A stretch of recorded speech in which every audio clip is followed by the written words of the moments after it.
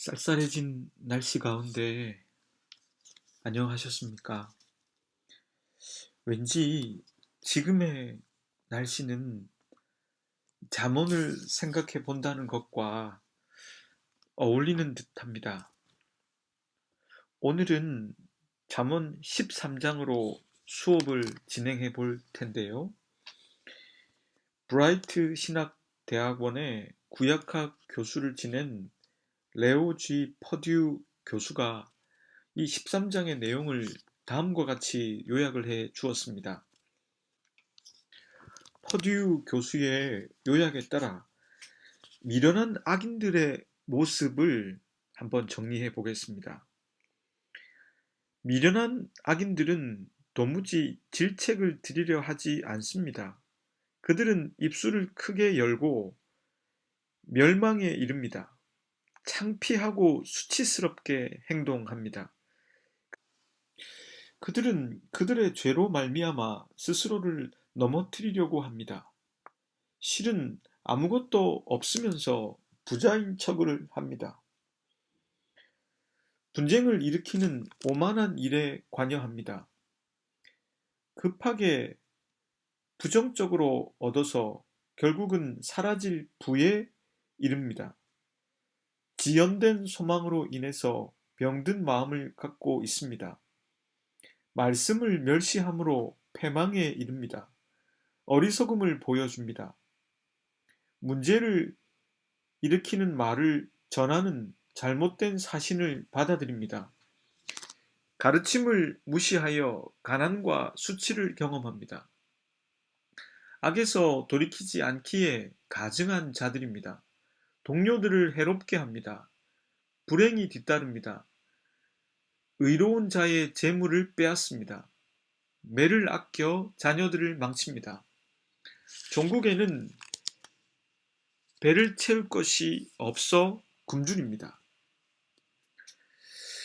그럼 오늘 본문의 말씀을 읽어보겠습니다. 잠언 13장 전문입니다. 지혜로운 아들은 아비의 훈계를 들으나 거만한 자는 꾸지람을 즐겨 듣지 아니하느니라. 사람은 입의 열매로 인하여 복록을 누리거니와 마음이 괴사한 자는 강포를 당하느니라. 입을 지키는 자는 자기의 생명을 보전하나 입술을 크게 벌리는 자에게는 멸망이 오느니라. 게으른 자는 마음으로 원하여도 얻지 못하나 부지런한 자의 마음은 풍족함을 얻느니라. 악인은 거짓말을 미워하나 악인은 행위가 흉악하여 부끄러운 데에 이르느니라. 공의는 행실이 정직한 자를 보호하고 악은 죄인을 패망하게 하느니라. 스스로 부한 체하여도 아무것도 없는 자가 있고 스스로 가난한 체하여도 재물이 많은 자가 있느니라.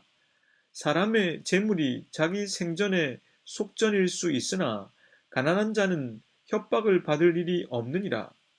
의인의 빛은 환하게 빛나고 악인의 등불은 꺼지느니라. 교만에서는 다툼만 일어날 뿐이라. 권면을 듣는 자는 지혜가 있느니라. 망령되이 얻은 재물은 줄어가고 손으로 모은 것은 늘어가느니라.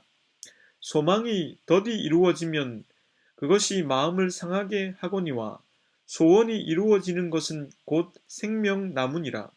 말씀을 멸시하는 자는 자기에게 패망을 이루고 계명을 두려워하는 자는 상을 받느니라. 지혜 있는 자의 교훈은 생명의 셈이니 사망의 그물에서 벗어나게 하느니라. 선한 지혜는 은혜를 베푸나 사악한 자의 길은 험하니라. 무릇 슬기로운 자는 지식으로 행하거니와 미련한 자는 자기의 미련한 것을 나타내느니라. 악한 사자는 재앙에 빠져도 충성된 사신은 양약이 되느니라. 훈계를 저버리는 자에게는 궁핍과 수욕이 이르거니와 경계를 받는 자는 존영을 받느니라. 소원을 성취하면 마음에 달아도 미련한 자는 악에서 떠나기를 싫어하느니라. 지혜로운 자와 동행하면 지혜를 얻고 미련한 자와 사귀면 해를 받느니라. 재앙은 죄인을 따르고 선한 보응은 의인에게 이르느니라. 선인은 그 산업을 자자손손에게 끼쳐도 죄인의 재물은 의인을 위하여 쌓이느니라. 가난한 자는 밭을 경작함으로 양식이 많아지거니와 불의로 말미암아 가산을 탕진하는 자가 있느니라. 매를 아끼는 자는 그의 자식을 미워함이라. 자식을 사랑하는 자는 근실히 징계하느니라. 의인은 포식하여도 악인의 배는 줄이느니라.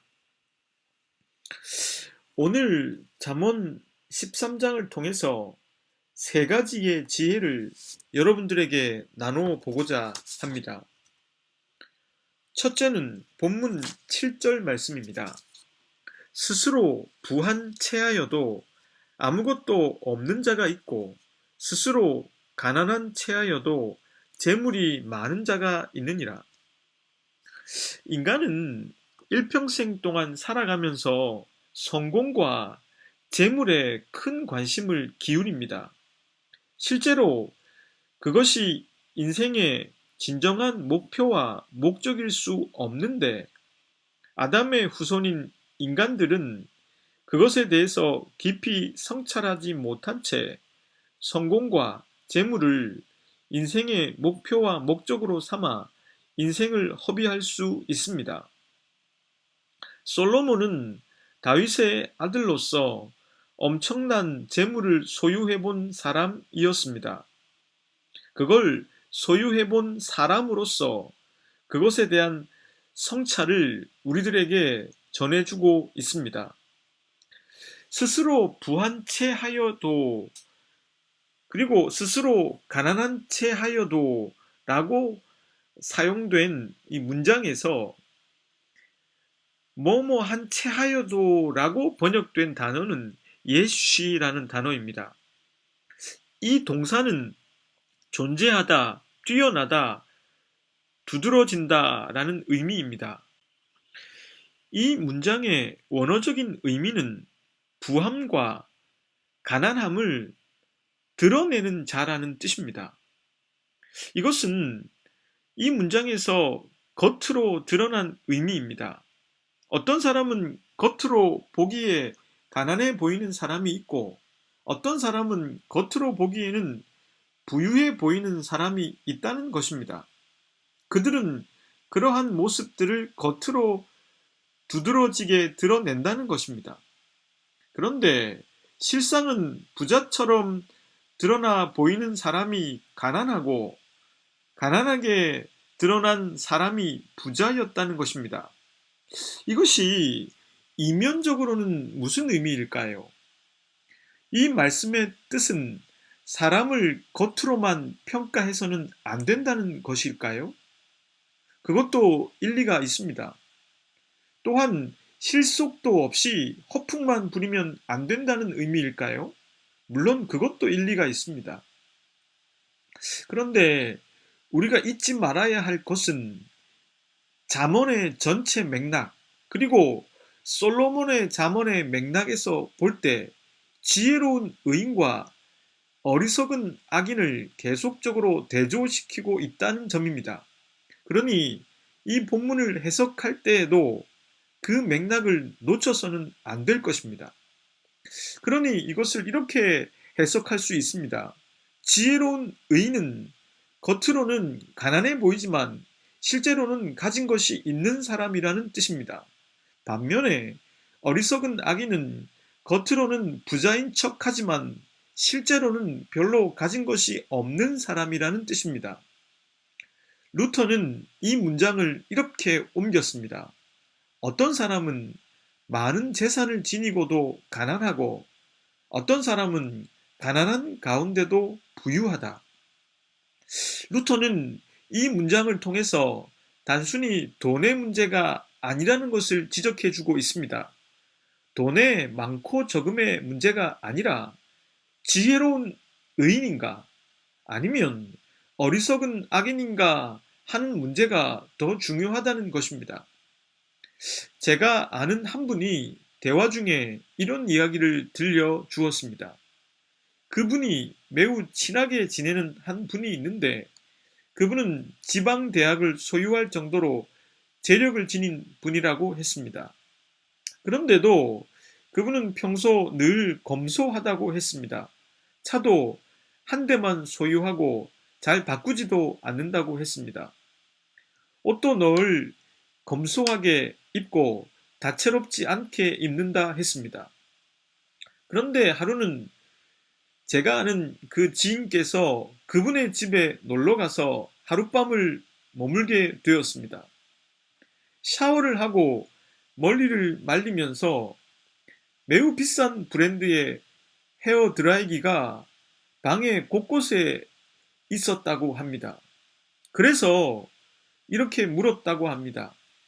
아니, 형은 늘 검소한 사람인데 왜 이렇게 비싼 드라이기를 곳곳에 사다 놨어? 그랬더니 그분이 이렇게 답했다고 합니다. 어, 샤워하고 드라이기를 왔다 갔다 하는 것이 불편하고 혹시 오시는 손님들이 불편해 하실까봐 더 샀어. 그 말을 듣고 제가 아는 저의 지인분은 이런 생각을 했다고 했습니다. 그분은 재력을 가시하기 위해서 사용하지 않는다는 것을 깨달았다고 했습니다. 그분이 재력을 쓰는 것은 다른 사람에게 좀 더 있어 보이기 위한 과시의 목적이 아니라 그저 편리성이었습니다. 그분은 혹시나 다른 사람들이 자신을 없는 사람으로 취급할까봐 필요 이상으로 과소비를 하지는 않지만 자기가 가진 재력으로 자신의 삶을 좀 더 편리하게 만드는 일에는 돈을 썼다는 것이죠. 제가 아는 지인분은 이 이야기를 생각하면서 자신이 돈을 벌고 뭔가를 소비하고 더 욕심내었던 것이 내 삶을 더욱 편리하게 하기 위한 것이 아니라 사람들이 나를 어떻게 볼까? 혹시나 나를 없이 보지 않을까 해서 그랬던 것이었다는 것을 깨달았다고 했습니다. 저는 이 이야기를 전해 들으면서 제 자신을 반성해 보았습니다.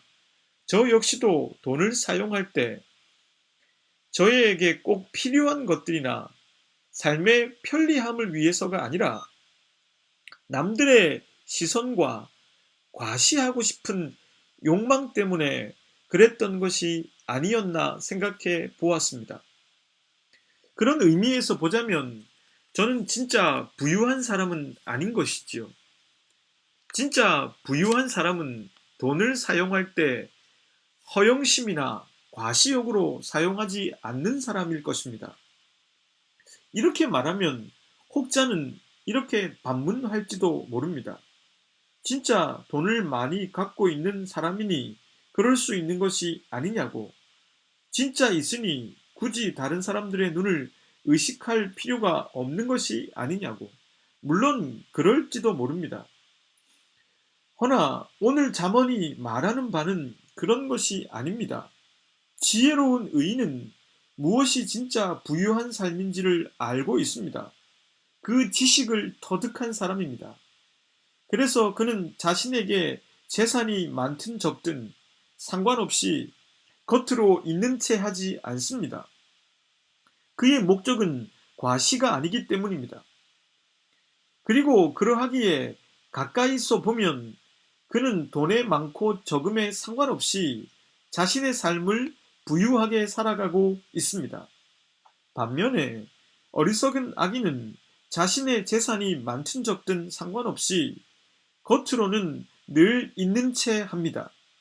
그의 목적은 과시이기 때문입니다.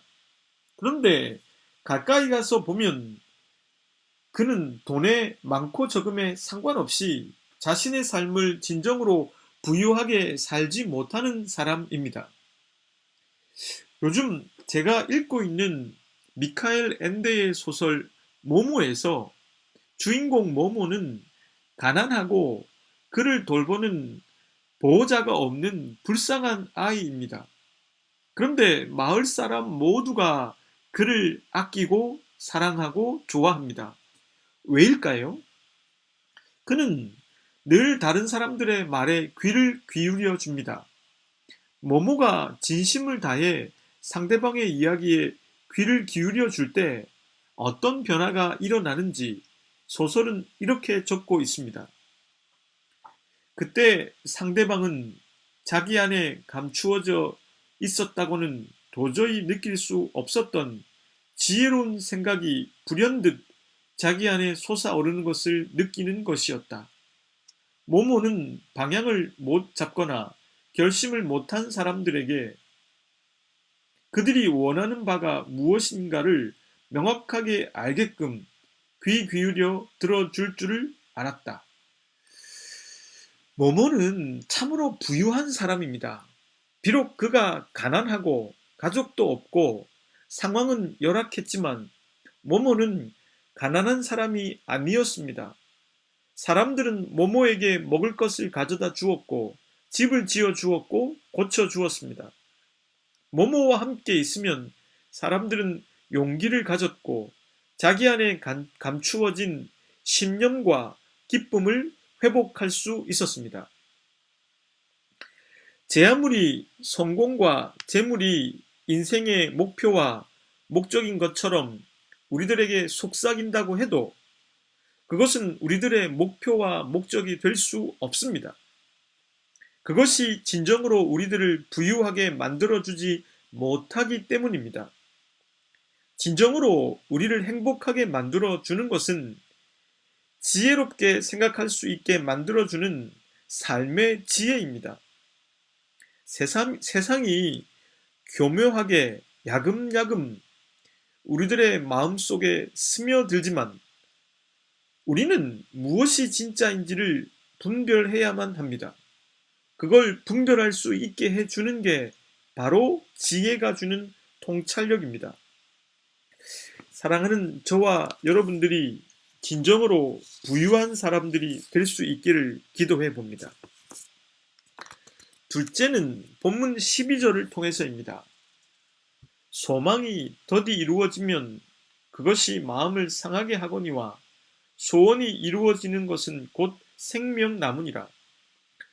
소원이 이루어질 때와 소원이 이루어지지 않을 때 어떤 차이가 있을까요? 오늘 본문에서 솔로몬은 소원이 이루어지는 것이 생명나무라 했습니다. 지난 시간에도 살폈지만 생명나무라는 것은 생명의 근원이라는 의미입니다. 즉, 소원이 이루어지는 것은 우리 삶에 활력과 생기를 준다는 것입니다. 그렇다면 이 말씀을 어떻게 이해해야 할까요? 이것은 소망이 더디 이루어지더라도 소망이 언젠가 이루어진다면 그것으로 생명에 이르게 될 터이니 소망이 이루어지지 않는 상황 속에서도 인내를 가져야 한다는 의미일 수도 있을 것입니다. 그리고 이것은 의인의 소망은 속히 이루어져 삶의 활력을 가져다 주지만 악인의 소망은 더디 이루어지므로 마음을 상하게 한다는 의미일 수도 있을 것입니다. 히브리어를 헬라어로 번역한 70인역 성경에서는 이 문장을 이렇게 옮겼습니다. 약속을 하여 소망을 가지도록 하는 자보다 진정으로 도움을 시작하는 자가 더 낫다. 이 번역은 소망을 가지도록 하는 것보다 소망이 이루어지는 것이 더 낫다는 점을 강조하고 있습니다. 우리가 이 문제를 다룰 때 생각해 보아야 할 것이 있습니다. 인간이 소망하는 소망이 과연 다 이루어질 수 있는가? 아니, 다 이루어져야 하는가 하는 문제입니다. 일단 우리들은 경험을 통해서 어렵지 않게 배웠습니다. 우리들의 소망이 다 이루어지지 않는다는 것을 말입니다. 저와 당신의 기도는 다 응답되지 않았습니다. 우리들이 바라는 대로 소망이 이루어지지 않은 것도 많았습니다. 그리고 우리들은 우리들의 소망과 기도대로 되지 않았음에도 불구하고 이런 생각을 하게 되었습니다. 그게 이루어지지 않은 것이 다행이다. 그 기도가 응답되지 않은 것이 다행이다 하고 말이지요. 당시에 그것을 열망할 때에는 몰랐으나 막상 시간이 지난 뒤에 보면 그것을 가졌다면, 그것이 이루어졌다면 내가 더 좋지 않게 되었을 것이라는 생각을 할 때가 있습니다. 어리석은 악인은 헛된 것을 열망하고 소망으로 삼고 추구합니다. 가지지 못한 것에 불만족한 채 어떻게든 그것을 얻기 위해 열과 성을 다합니다. 그러는 동안에 그는 그것이 이루어지지 않는 시간들을 견뎌내지 못합니다. 그것을 얻으면 더 행복할 것이라는 마음에 사로잡혀 그것이 진정으로 자신의 영혼을 좋게 만들어 줄 것인가는 미처 생각하지 못합니다. 속는 것이죠. 지혜로운 의인은 진정으로 소망해야 할 것에 소망을 둡니다.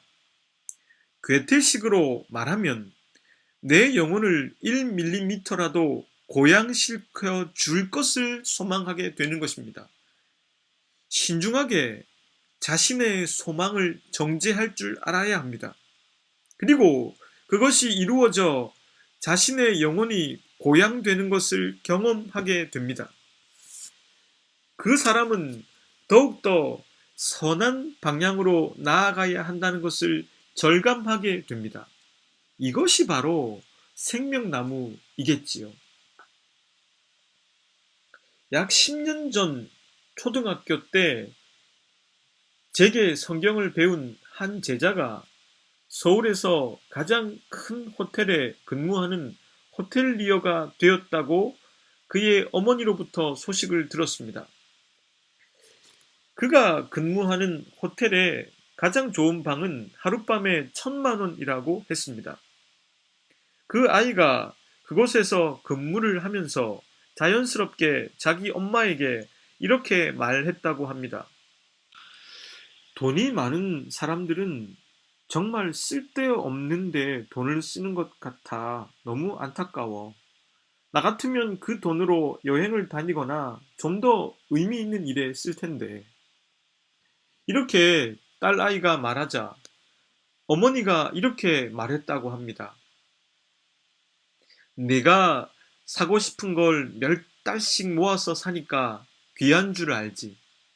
만약에 사고 싶은 것을 바로 사고 갖게 되면 당장 실증을 느낄 거야. 그리고 또 새로운 것을 사게 될 거고. 그 사람들은 그 가치를 모르니까 그렇게 사는 거야. 저는 이 모녀의 대화가 귀하게 다가왔습니다. 우리가 원하는 소망이 더디 이루어지더라도, 아니 혹시 이루어지지 않을지라도 우리들은 생명나무에 접근할 수 있습니다. 반면에 원하는 것을 다 가진다고 해도 더욱더 생명나무에서 멀어질 수도 있습니다. 그러니 중요한 것은 소망이 이루어지느냐 이루어지지 않느냐의 문제라기보단 정말 내 영혼을 고양시켜 줄 소망을 갖느냐 아니냐의 문제라는 것이죠. 셋째로 본문 16절의 말씀입니다. 무릇 슬기로운 자는 지식으로 행하거니와 미련한 자는 자기의 미련한 것을 나타내느니라. 이 말씀은 지혜를 가진 자와 그러지 못한 자가 각각 어떻게 행동하는지 말해주고 있습니다. 슬기로운 사람은 자신의 감정이나 주변의 여건에 따라서 행동하지 않습니다. 자신의 감정에 따라서 행동하거나 주변의 상황이나 여건에 따라서 행동하는 것은 미성숙한 사람입니다. 성숙한 사람은 바른 지식, 즉 진리에 입각해서 분별력을 갖고 행동합니다. 자신의 정돈된 자아를 유지한 채 말하고 행동합니다. 왜 그런 사람이 있지 않습니까? 나는 막 흥분해서 논리를 전개하는데 차분히 전혀 감정의 동요 없이 자신의 논리를 펼쳐나가는 사람. 반면에 미련한 사람은 자신의 미련함을 드러냅니다. 미련한 자는 자기의 미련한 것을 나타내느니라 라고 번역된 문장의 뜻은 미련한 자가 미련한 것을 드러내는 것이 습관적인 행동이며 전형적인 행동이라는 의미입니다. 그래서 이 문장을 이렇게 의역해서 옮길 수도 있습니다. 미련한 자는 자신의 어리석음을 습관적으로 흘리고 다닌다. 생각해보면 제 자신을 한번 냉정하게 살펴보면 때론 미련함을 흘리고 다닐 때도 많았습니다. 그리고 가끔 지식을 바탕으로 분별력이 있을 때도 있었습니다. 저만 그런 것이 아니라 아마 여러분들도 이 두 가지 행동이 나타났을 것입니다. 저는 어리석게 행동하지 않기 위해서 미련함을 습관적으로 흘리고 다니지 않기 위해서 더욱 제 안에 말씀이 주는 지혜로 채워야겠다는 생각을 해보곤 합니다. 말씀에서 얻은 지식이 쌓이고 쌓인 지식이 지혜가 되지 않고서는 미련함을 흘리고 다닐 것이기 때문입니다. 본문 20절의 말씀입니다. 지혜로운 자와 동행하면 지혜를 얻고 미련한 자와 사귀면 해를 받느니라. 그러하기 때문에 우리들은 지혜로운 자와 사귀어야 합니다. 어리석음을 습관적으로 흘리고 다니는 사람과 교제를 해보아야 우리들 역시 함께 미련해질 뿐입니다.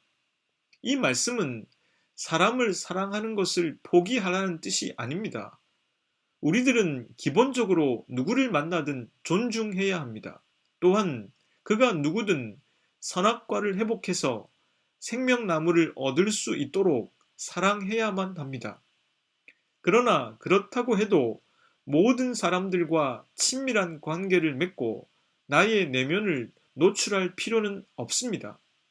어리석은 사람은 내가 노출한 나의 내면을 또 누군가에게 흘리고 다닐 것이기 때문입니다. 뿐만 아니라 어리석은 자와 친밀한 관계를 맺는 것이 어려운 까닭은 나 역시도 지혜로 채우지 않으면 곧 어리석음에 너무 쉽게 빠질 수 있는 존재이기 때문입니다. 복음서를 묵상하고 예수님의 행적의 행간을 읽다 보면 제 자신이 좀 더 나은 사람이 되어야겠다는 생각을 하곤 합니다. 릴케의 시와 글을 읽다 보면 그처럼 순수한 사람이 되고 싶다는 열망을 가져봅니다. 폴 트루니에의 글을 읽다 보면 제 자신도 모르게 깊이 통찰하고 싶어집니다. C.S. 루이스의 글을 읽다 보면 제 자신도 좀 더 논리적으로 변하고 있다는 것을 느낍니다. 톨스토이의 글을 읽다 보면 인간에 대한 이해가 저도 조금씩 생기는 것을 느끼게 됩니다. 어쩌면 예수님께서 이 땅에 성육신 하셔서 인간의 모습으로 오신 것은 어리석지 않고 지혜로 이 땅을 살아가는 모습이 어떤 것인지 보여주기 위함이라고 말해도 지나친 말이 아닐 것입니다. 예수님도 인간의 굴레와 한계 안에 갇혀 계셨지만 그분은 어리석음을 흘리고 다니지 않으셨습니다. 지혜로운 의인과 어리석은 악인의 차이를 살피면 살필수록 저는 사람이 무엇으로 사는가에 대해서 생각해 보게 됩니다. 사람이 제대로 살아갈 수 있는 비결은 돈의 많고 적음이나 말을 잘하고 못하거나 외모의 미추에 있지 않습니다. 많이 배웠는가, 적게 배웠는가 하는 것도 문제가 되지 않습니다.